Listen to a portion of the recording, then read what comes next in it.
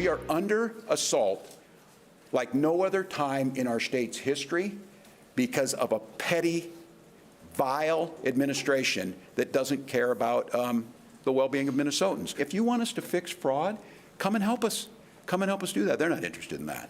They're the only ones doing anything to fix fraud in your state, and you know it. That is Governor Walz lashing out at the Trump administration, saying Minnesota under attack. As ICE ramps up his federal crackdown on a widening fraud scandal and having great success doing it.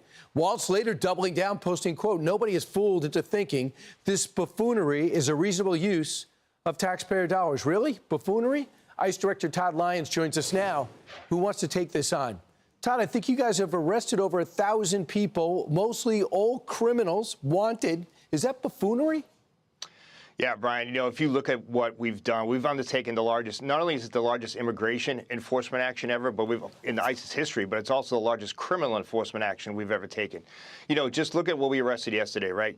You have somebody from Ecuador, who went to Minnesota to hide in plain sight. He was let in under the last administration's policy in 2022 when he entered, even though he was convicted of extortion, kidnapping, and strangulation, served 10 years in prison, was wanted for murder.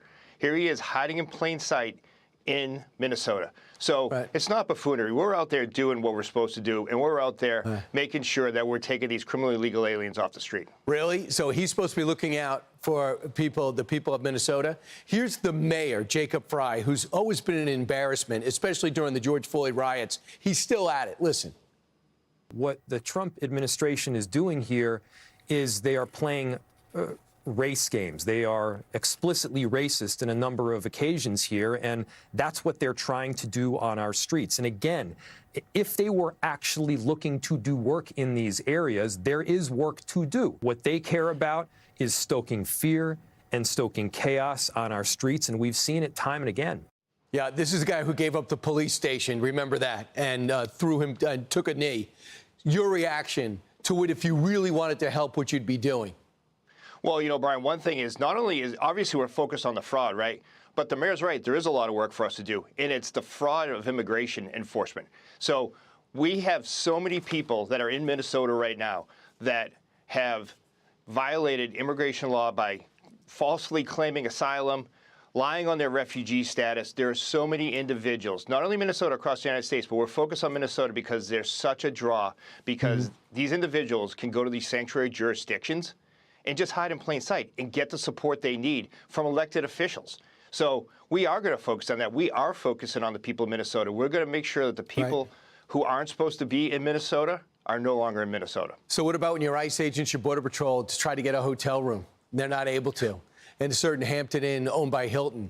So they were returned. Nick Sorter, an independent journalist, was able to go in there, pretend to be a Border Patrol guy, and got rejected flat out. And now the Hilton has responded by saying that they are no longer, these hotels, allowed to be associated with them. They go on to say, we can confirm that the hotel has been removed from our systems and are taking further action to fully enforce our rights. Your thoughts about them taking this stand and Hilton's reaction? You know, I'm happy they took action right away, but it shouldn't have taken us to go ahead and kind of put out all those emails that our men and women received. Even the head of the enforcement removal operations, so most senior member of ICE, was trying to get a hotel. And you get an email back saying they've researched your name on the internet and found that you may be associated with immigration enforcement, and please let your coworkers know you're no longer welcome here. That's ridiculous. And, you know, we see this all across the country, not to the point of being barred from hotels and not getting reservations. But, you know, we have protesters on the private property of these hotels, keeping ICE agents, officers at night, filming in the lobby. You know, we really hope these hotels like Hilton will take it serious and keep the safety of the men and women of ICE. But, you know, it's ridiculous, the fact that they're going to bar a federal law enforcement officer from a reservation for just being up there doing a law enforcement mission. Yeah, I hope Hilton followed through like they said they did. Thanks, Todd Lyons. Appreciate it.